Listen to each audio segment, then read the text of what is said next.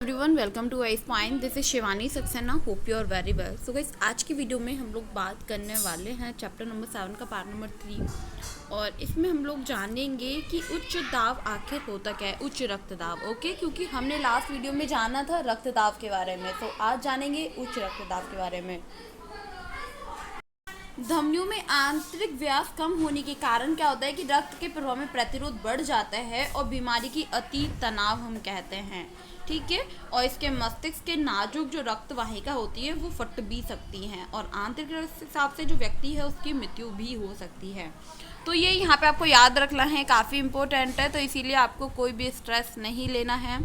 आइए अब हम जानते हैं कि प्लेटलेट्स द्वारा अनुरक्षक आखिर ये क्या होता है। आपको पता है कि घायल होने से हमारे शरीर से रक्तस्राव होने लगता है, और ऐसी स्थिति में अत्यधिक जो रक्त बहने लगता है उसको रोकने के लिए प्लेटलेट्स काफ़ी महत्वपूर्ण भूमिका निभाती हैं। रक्तस्राव के स्थान पर प्लेटलेट्स क्या करती हैं, रुधिर का थक्का बनाकर उसको मार्ग को अवरुद्ध कर देती है, जिससे कि जो हमारा रक्त है उसको बहना थोड़ा कम हो जाता है। तो ये आपको ध्यान रखना है। और नेक्स्ट आता है आपका लसीका। लसीका क्या होता है आपको पता है, यह एक अन्य प्रकार के द्रव हैं जो बहन में सहायता करते हैं। चूँकि रक्त हमेशा नालियों के अंदर प्रभावित होती है, चूँकि रक्त हमेशा, तो ये लाइन यहाँ पे आपको नोट कर लेनी है कि इसीलिए ये जो कोशिका हैं वो सीधे संपर्क में आती हैं, और लसीका कोशिका के सीधे संपर्क में ही रहती हैं काफ़ी इजीली। उसको काफ़ी चीज़ें करने से रोकती भी हैं और काफ़ी चीज़ें करवाती भी हैं। मतलब लसीका हमारे बॉडी के अंदर बहुत वर्क करती हैं, अंदर नालियों के अंदर क्या करती हैं, प्रभाव करती हैं, ठीक है। और शरीर की जो कोशिका हैं वो रक्त के बीच परिवहन का माध्यम क्या होती हैं, लसीका ही होती है। होप आपको समझ आया होगा। अब हम यहाँ पे जान लेते हैं पादपों में परिवहन। आपको पता है कि पौधे मिट्टी से जल एवं खनिज लवण अवशोषण कहते हैं हम उसे, और विभिन्न भागों तक पहुँचाते हैं। पौधों की जो पत्तियाँ होती हैं वो वायुमंडल से क्या करती हैं, CO2 गैस लेके सूर्य के प्रकाश से जो सूर्य का प्रकाश है उसकी उपस्थिति में भोजन मतलब ग्लूकोज का निर्माण करती हैं। और पौधों द्वारा निर्मित भोजन जो होता है वो विभिन्न भागों से, जैसे जड़ है, तना है, फूल है, तो उस तक पहुंचाया जाता है। और इसी प्रकार का जो पौधे हैं वो एक तरीके से आप इसको बोल सकते हैं कि पदार्थ होता है ना, पदार्थों के परिवहन के लिए एक क्या बोलते हैं उसको, परिवहन तंत्र की आवश्यकता होती है। परिवहन के लिए क्या होता है कि पौधे में दो प्रकार के ऊतक होते हैं, जैसे कि एक होता है आपका जाइलम, फ्लोएम, तो ये आपके, और जड़ों से खनिज लवण जल परिवहन का जो जाइलम करती है, जबकि पत्तियों से निर्मित भोजन का जो विभिन्न अंगों तक पहुंचाना क्या करती है, परिवहन कौन करता है, फ्लोरम करता है। तो ये यहाँ आपको समझ लेना है। पौधों का जल के साथ भी परिवहन होता है, तो ये यहाँ पे आपको बहुत सारे टॉपिक जान लेने हैं।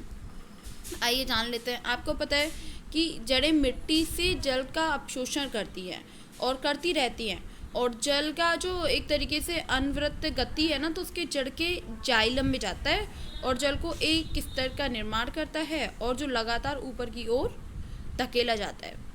आपको यहाँ पे ये भी नोट कर लेना है कि पौधों में हमारी तरह मतलब हृदय नहीं होती है, परंतु जल ऊपर कैसे उड़ जाता है। पादप के क्या होता है कि पादप में वायवीय भागों से मतलब वाष्प के रूप में जल की हानि होती रहती है, और इस प्रक्रम को हम वाष्पोत्सर्जन कहते हैं।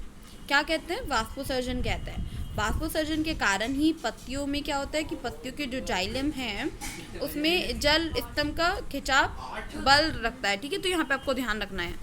तो आपको यहाँ पे सारी बातें ध्यान रखनी है जो मैंने आपको बताई। साथ ही यहाँ पे आपको ये भी ध्यान रखना है कि इसी प्रकार जड़ों से लेके पत्तियों तक जो जाइलम है, जाइलम में जल का स्तंभ जो कौन करता है, एक तरीके से उसे चूसण, एक तरीके से उसे उत्पन्न होने लगता है। और पौधों में जल की जो एक तरीके से बोलते हैं ना कि गति के लिए वाष्पोत्सर्जन उत्तरदायी रहता है, तो ये है, और उत्तरदायी वो सच में ही रहता है। तो ये यहाँ पे आपको ध्यान रख लेना है। जो भोजन होता है वो एक दूसरे से, जैसे आप देखेंगे यहाँ पे स्थानांतरण, तो ये क्या होता है, पौधों में क्या होता है कि पौधों में भोजन बनने के लिए क्रिया और पत्तियों के प्रकाश संश्लेषण द्वारा होता है, और जो प्रकाश संश्लेषण है वो उत्पादकों बहन मतलब स्थानांतरण कहलाता है। जैसे प्रकाश संश्लेषण में उत्पादकों का बहन फ्लोरम द्वारा होता है। तो ये यहाँ पे आपको ध्यान रखनी है कुछ लाइन्स। आपको पता है कि पौधों में भोजन भंडार विभिन्न अंगों जैसे जड़ों, बीजों, फलों आदि में होता है, और फ्लोएम भोजन में जैसे भोजन का पहन सुक्रोज के रूप में होता है। ये यहाँ पे आपको ध्यान रख लेना है, काफ़ी इंपॉर्टेंट पॉइंट है। अब आता है हमारा उत्सर्जन। आखिर उत्सर्जन क्या होता है?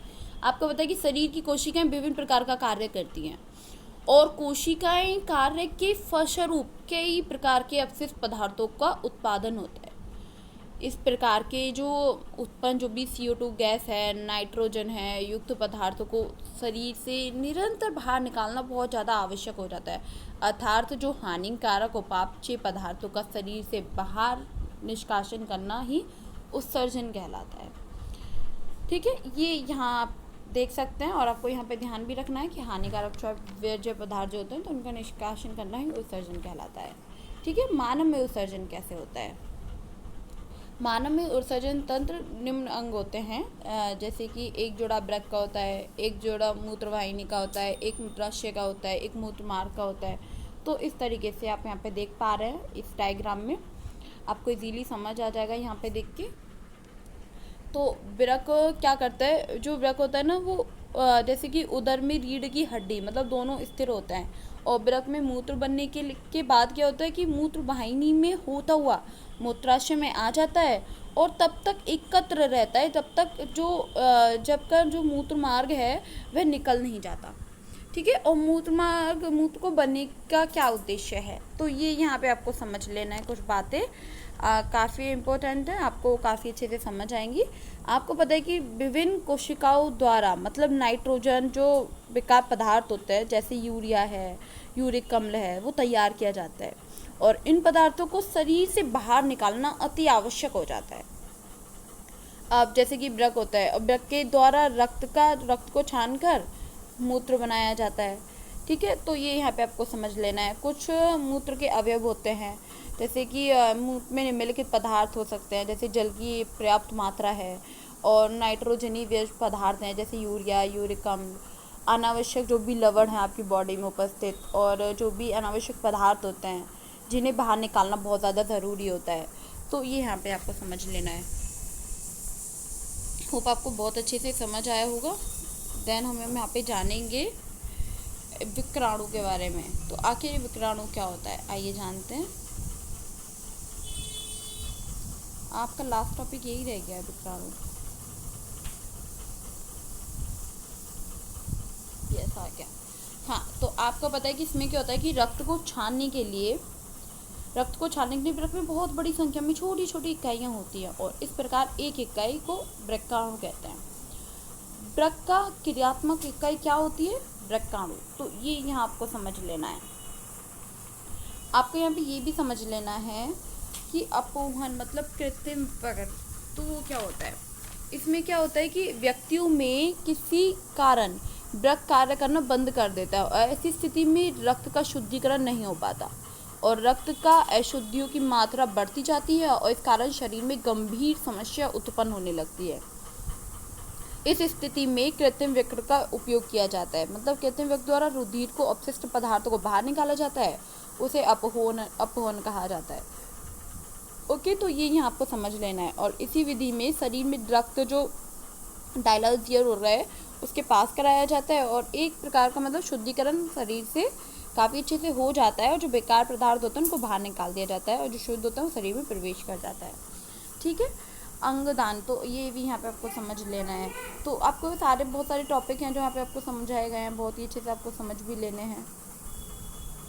आपको यहाँ पे जान लेना है कि अंगदान मतलब किसी ऐसे व्यक्ति को अंगदान किया जाता है। इसमें कि होता क्या है, जैसे होता है ना कि जिसका कोई अंग ठीक ना कार्य कर रहा हो, या फिर दाता हो, या परिवार वालों की सहमति द्वारा उस अंग को दान कर दिया जाता है किसी को।